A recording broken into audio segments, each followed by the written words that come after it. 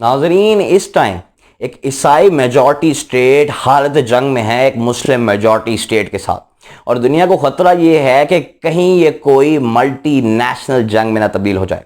जी हाँ, न्यूज़ ये आई है कि इस टाइम आर्मेनिया और अजरबैजान एक दूसरे के साथ हालत जंग में है। आर्मेनियन क्लेम के हिसाब से उन्होंने इस टाइम अजरबैजान के 3 टैंक्स और 2 हेलीकॉप्टर मार गिराए हैं। जी, न्यूज़ ये है कि इस टाइम 100 से ज़्यादा लोग जख्मी हैं दोनों साइडों पर, और 16 से ज़्यादा लोग अपनी जानों से हाथ गंवा बैठे हैं।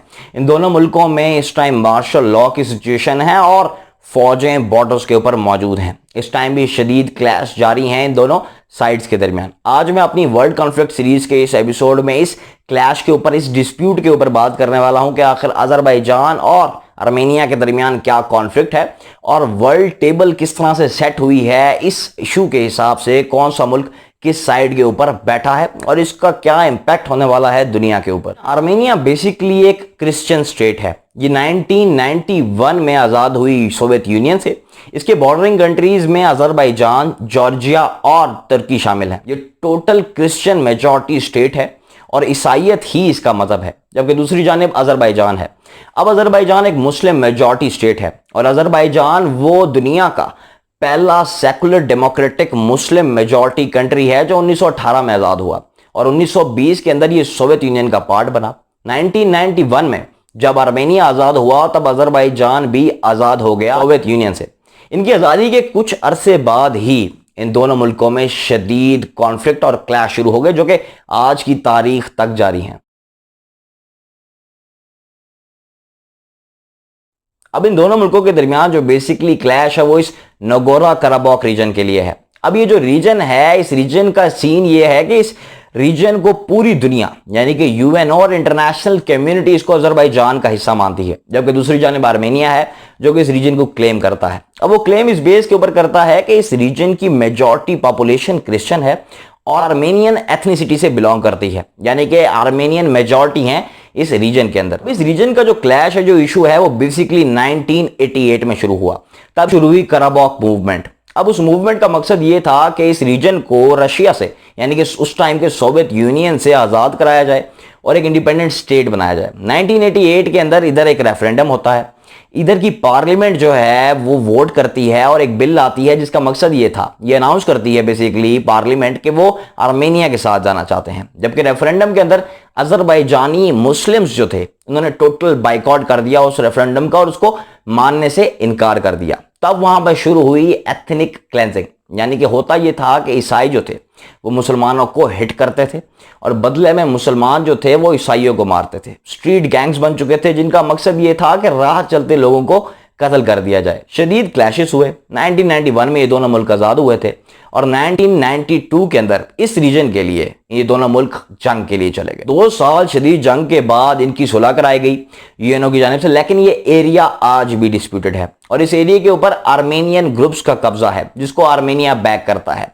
जबकि दूसरी जानिब अजरबैजान इस एरिया को क्लेम करता है और इसको अपनी टेरिटरी का हिस्सा मानता है और इसको वापस चाहता है। अब इन दोनों मुल्कों के दरमियान ये जो क्लैशेस हैं ये कोई नए नहीं हैं, ये पिछले 30 सालों से जारी हैं और मुसलसल और हर कुछ अरसे के बाद इन दोनों के दरमियान कोई ना कोई नया क्लैश शुरू हो जाता है। अभी रिसेंटली 16 जुलाई को इन दोनों मुल्कों के दरमियान क्लैशेस हुए और एक मैसिव प्रोटेस्ट जो हैं वो अजरबैजान के अंदर उठे, जिनका मकसद ये था कि इस टेरिटरी को आर्मेनिया के कब्जे से छुड़ाया जाए। जिसके बाद से इस जुलाई के क्लैश के बाद से ये अब तक का सबसे बड़ा क्लैश है, जिसमें अमवात भी हो चुकी हैं और मिलिट्री के साजो सामान की यानी कि हथियारों की, टैंक्स की, हेलीकॉप्टर्स की तबाही तक की न्यूज़ आ रही है। और इस टाइम पूरी दुनिया बिलखसूस रशिया सुलह कराने के लिए सबसे आगे आ चुका है। पूरी ईसाई कम्युनिटी जिसमें फ्रांस भी शामिल है वो भी आर्मेनिया को रोक रहा है कि इस तरह का जंगी इकदाम ना उठाएं जिससे पूरी दुनिया किसी नई मुश्किल में आ जाए।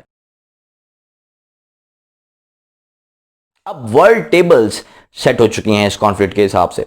अब होता यह है कि आर्मेनिया को हमेशा से रशिया सपोर्ट करता है और रशिया हमेशा आर्मेनिया के लिए आगे आया है। दूसरी जानिब अजरबैजान है, ये बेसिकली तुर्क डिसेंडेंट्स ही हैं और इनका तुर्की के साथ कल्चर काफ़ी ज़्यादा मैच करता है।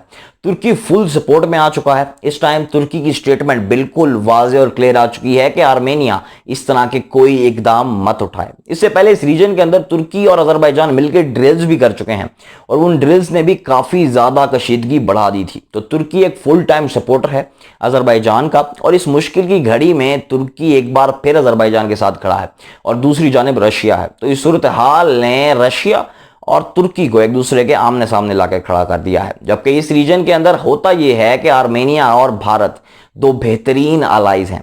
अब भारत आर्मेनिया को हथियार तक देता है और अभी रिसेंटली उन्होंने काफी भारी हथियार दिए हैं आर्मेनिया को।